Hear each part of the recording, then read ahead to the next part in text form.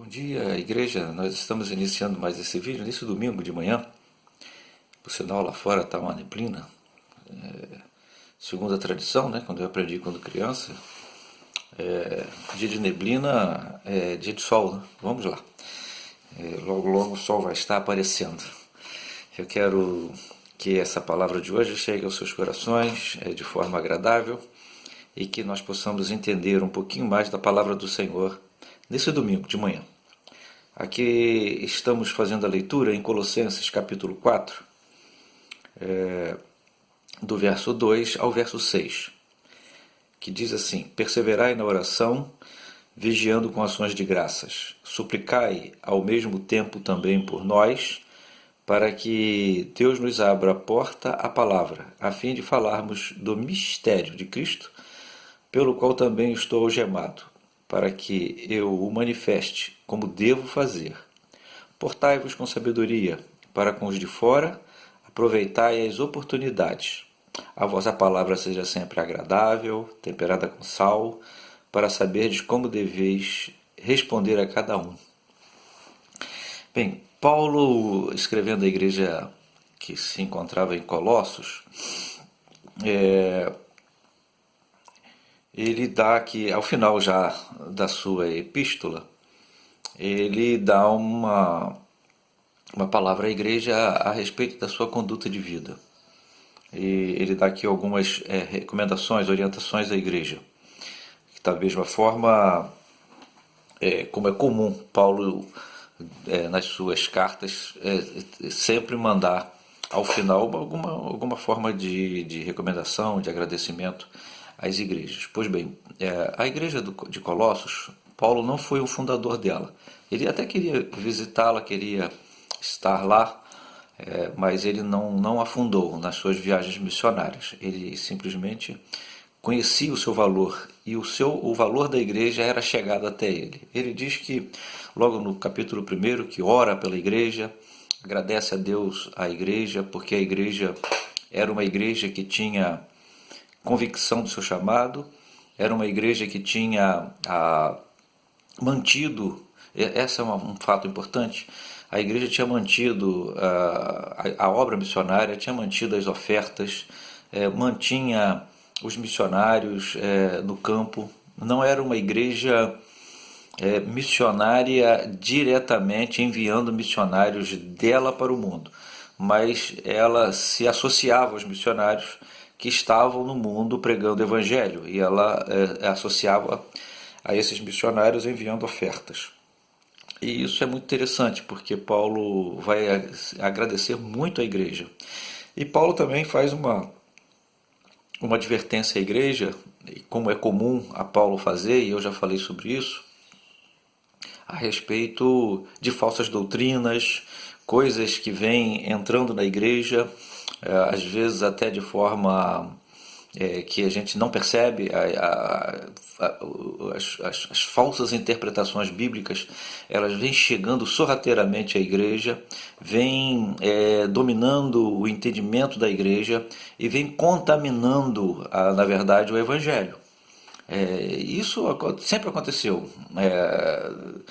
Na época de Paulo, aconteceu no primeiro século, aconteceu no segundo, no terceiro século, e em todo o tempo as pessoas tentam deturpar a palavra de Deus.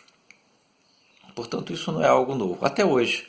Hoje em dia tem pessoas que pregam a palavra de Deus de uma forma até muito eloquente, com uma palavra de muita convicção, de muito ardor, até parece de muita fé.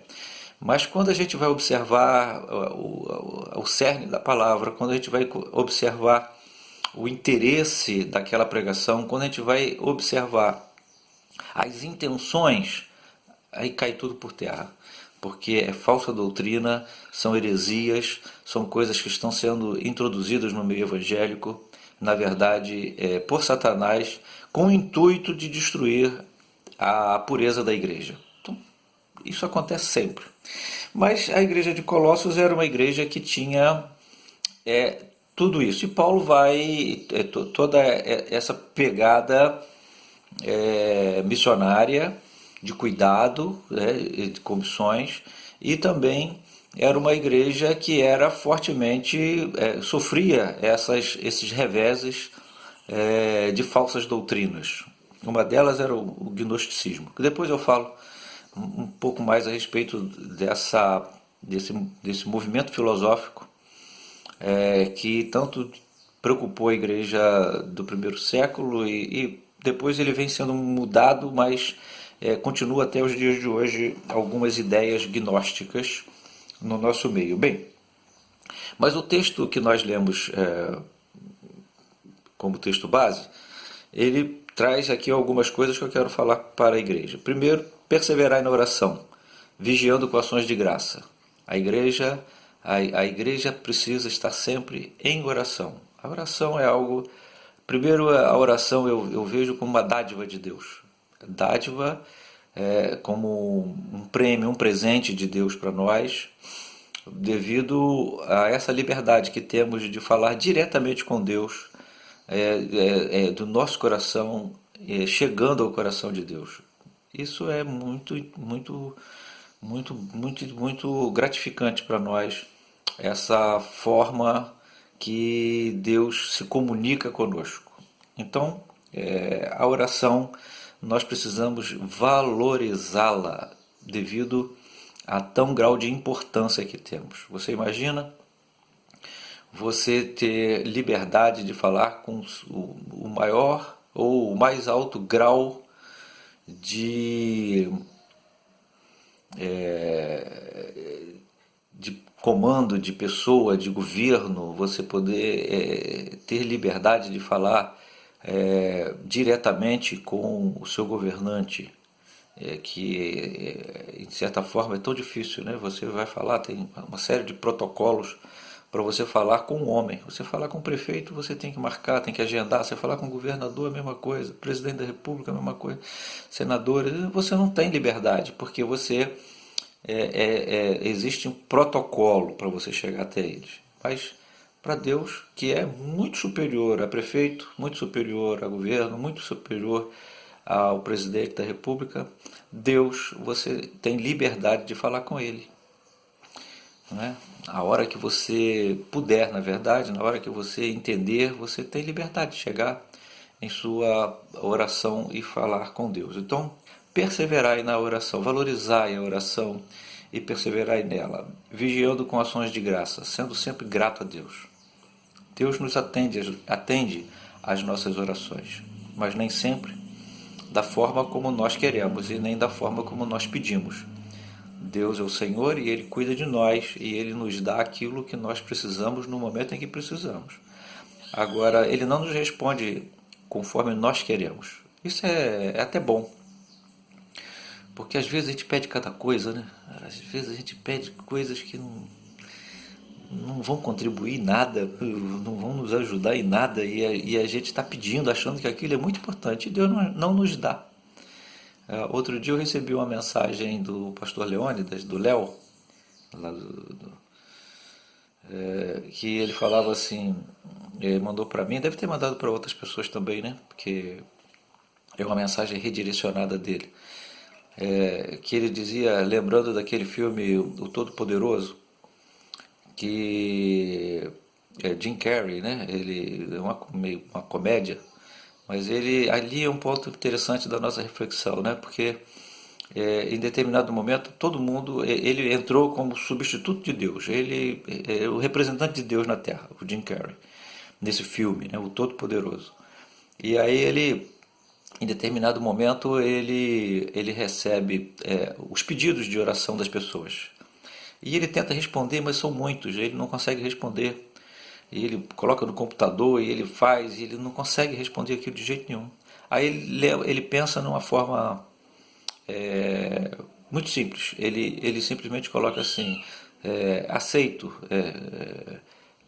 que seja feita o seu pedido, que seja realizado o seu pedido. E ele coloca aquilo no computador e o computador entra em um looping e coloca as mensagens sim para todos os pedidos. O mundo vira um caos. Quando ele sai da casa dele, o mundo está de cabeça para baixo, porque todo mundo recebeu as suas petições. Uns acertaram na loteria e em vez de um acertar na loteria, milhões de pessoas acertaram, então virou um caos. O mundo virou de cabeça para baixo. Por quê? Virou de cabeça para baixo porque o desejo de todo mundo foi plenamente aceito. Né? Nessa história lúdica, né, de uma comédia, enfim, mas a gente tira alguma lição disso, né, porque os pedidos nossos de oração não podem ser todos atendidos, senão o mundo vira um caos, porque nós não sabemos exatamente pedir e nem sabemos o que nos aguarda amanhã. Portanto, só o único que pode responder às nossas orações com integridade é Deus. E aí nós vemos aqui vigiando com ações de graça, sendo gratos a Deus. E ele fala no verso 3: suplicai ao mesmo tempo também por nós, para que Deus nos abra a porta à palavra, a fim de falarmos do mistério de Cristo. Sabe, a gente precisa suplicar a Deus pelos nossos missionários sempre. Essa é uma coisa que a igreja tem feito, né? Sempre faz, envolvida com missões. E orar para que Deus esteja abrindo portas, não abrindo riqueza para os missionários, não abrindo projeção, que o nome do missionário venha a ser um nome midiático, que seja famoso, não é nada disso. É que os missionários precisam de que as portas se abram, para que eles possam entrar nas casas individualmente e falar do amor de Jesus. E ele diz assim agora: portai-vos com sabedoria para os que são de fora, aproveitai as oportunidades. Portai-vos com sabedoria para os que são de fora é algo importante para nós.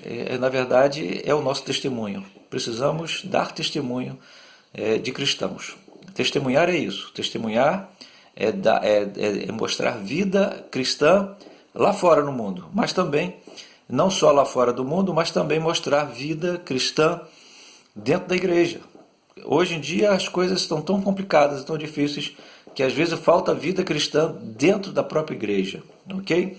E nós vemos aqui então: portai-vos com sabedoria com os que são de fora, aproveitai as oportunidades. Da mesma forma que Paulo agradece a Deus a vida de Colossos, por eles estarem orando para que as oportunidades sejam abertas e portas sejam abertas para que eles possam entrar. Não adianta abrir a porta, uma casa, uma família, um amigo, abrir o seu coração, e se você não entrar com uma boa palavra, não adiantou nada. Ele está propício, a porta está aberta, mas você não entrou. Então é uma ação, né? A oração, ela requer abrir as portas, mas também requer ação tua em relação a estar entrando por essa porta. Não adianta simplesmente a porta estar aberta. A vossa palavra seja sempre agradável, temperada com sal, para saberdes como deveríeis responder a cada um. Ora, isso é maravilhoso. A palavra seja sempre agradável. Olha, é algo que para nós precisa ser sempre uma forma de se comunicar, de forma agradável. Isso é curioso porque cada um de nós tem uma forma de falar, tem um modo de se expressar, de se comunicar. Eu tenho um jeito de me comunicar diferente do de Fátima, diferente da Mariana, do Vinícius, de Fabiano, de Suelen, e a igreja, cada um tem sua característica, mas independente das habilidades ou da característica de cada um, uns são mais tímidos, outros são menos tímidos, são mais ousados, outros falam menos, outros falam muito, enfim, não importa. A questão é a comunicação, e ele diz aqui que a nossa palavra seja agradável. Até mesmo para chamar a atenção do outro, nós precisamos ser agradáveis para chamarmos a atenção do outro. O irmão, mesmo em conduta errada, que está num caminho que não é bom, a gente tem que saber usar sabedoria e conseguir se comunicar a ele, se comunicar com ele Mas de forma agradável, de forma temperada com sal, né, com sabor, que a pessoa possa ouvir e não machucar o seu coração, mas ouvir a pessoa que está sendo objeto da nossa palavra, ela possa ouvir e da mesma forma que ela ouve a sua palavra, chegue ao seu coração de forma saborosa, possa entender que é feita com amor, é feita com carinho, é para o seu bem. Então a nossa palavra, a nossa comunicação, o nosso dia a dia, não só na igreja, mas na nossa casa, entre os nossos amigos, no nosso trabalho, em todos os lugares, nós precisamos ter uma palavra temperada. Temperada é sem excessos, porque o tempero, ele pode ser o tempero mais gostoso do mundo. Se ele for excessivo, é ruim, não fica bom. Então, sem excessos, os excessos são os problemas. Eu me lembro de um tempero que é muito gostoso, mas eu mesmo não gosto muito, porque ele é muito forte. É o orégano, né? O orégano, ele é uma forma de tempero que tem que ter a mão certa para colocar o orégano, né? Porque senão ele é tão forte que ele toma o sabor de todo o alimento aonde ele é colocado. Então é pouquinho. O sal é a mesma coisa. O sal é um excelente tempero, acho que um dos melhores, né? O mais barato e o que mais tempera é o sal. Mas se você botar pouco sal, não fica muito bom. Se você botar muito sal, não tem jeito. Ali estragou de vez, porque não tem como tirar o sal, né? Então a palavra seja temperada, na medida certa. E para isso precisa de sabedoria, para isso precisa de oração, para isso precisa de prudência, de conhecimento, de entendimento, para que a sua palavra, a nossa palavra, seja temperada com sal, para saberdes como deveis responder a cada um. É assim mesmo, assim é a vida cristã. É assim que devemos nos comportar. Pois bem, uma das coisas que eu destaco no fim de tudo é o que eu quero deixar de gratidão e agradecimento até a igreja agora, nesse momento. Ele diz aqui que a igreja dos Colossenses era uma igreja voltada para os seus compromissos missionários. Compromissos, manutenção. E como eu falei, a igreja de Colossos, ela não era uma igreja que enviava missionários, mas era uma igreja que sustentava missões, mantinha as suas ofertas de missões. E isso é importante. E aí eu quero deixar uma palavra de agradecimento à igreja, à segunda igreja congregacional de Niterói, na manutenção dos seus dízimos, como os irmãos têm feito, têm se esforçado. Eu sei que a situação e a vida não está fácil, eu sei que as coisas estão muito difíceis, eu sei como é complicado a gente, numa situação dessa, manter, né, as nossas ofertas e os nossos dízimos, mas os irmãos têm se comportado como a igreja de Colossos, sendo fiéis. E eu quero agradecer isso à igreja, porque através da oferta dos irmãos, a igreja não recebe dinheiro do governo, não recebe dinheiro de ONGs, a gente recebe as ofertas da igreja, dos irmãos. E as ofertas dos irmãos depositadas no banco, como os irmãos têm feito na conta da igreja, tem ajudado a manter a igreja. Nós temos mantido a zeladora limpando, nós temos feito algumas pequenas obras, nós temos mantido as nossas contas em dia e, principalmente, nós temos mantido os nossos missionários no campo. Com toda a dificuldade, com todas as lutas, nós temos mantido todos os nossos missionários que nós nos comprometemos a estar zelando por eles no campo. E também há outras pessoas que a igreja não sabe, né? Mas a gente tem também vamos mantendo as ofertas, a gente mantém aquilo que os irmãos, às vezes, os que não podem, precisam, a gente também ajuda a manter. Algumas coisas a gente não fala à igreja para preservar até os irmãos, mas a igreja tem feito o seu trabalho. Isso eu devo à fidelidade de Deus, que é minha primeira gratidão, e também eu agradeço à Igreja do Senhor Jesus, a segunda igreja, que tem sido fiel, tem ajudado, tem mantido os seus dízimos, depositando na conta da igreja. E eu louvo a Deus por isso, pela vida de vocês. Se você não pode fazer a sua oferta devido a alguma dificuldade ou outra, não fique constrangido. Deus o abençoe rica e abundantemente. Eu sei que o irmão talvez não esteja podendo manter a sua oferta, mas também está mantendo a igreja nas suas orações. Isso também é muito importante. Mas eu quero deixar aqui uma palavra de gratidão à igreja.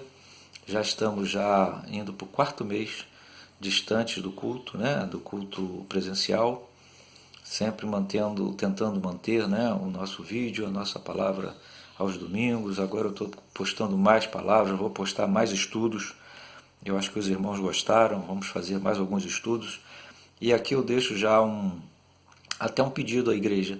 Se você que tem curiosidade de saber um pouco de alguma coisa que talvez tenha dúvidas e que eu saiba responder, que eu possa responder, eu vou estudar, vou me preparar e eu posto o vídeo. Então, coloque as suas dúvidas lá no grupo da igreja.